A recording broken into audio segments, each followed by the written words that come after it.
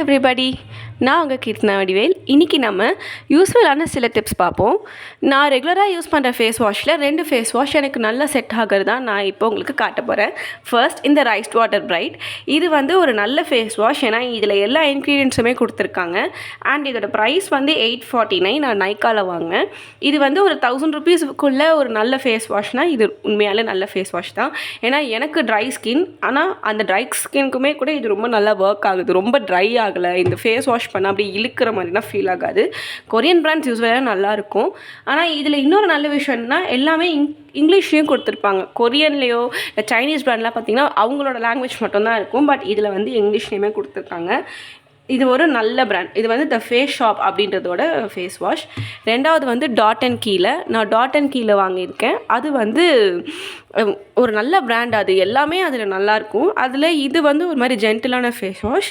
இது வந்து எல்லா ஸ்கின்னுக்குமே செட் ஆகும். இது வந்து ஜாப்பனீஸ் ரைஸ் வாட்டர் அப்படின்னு சொல்லுவாங்க.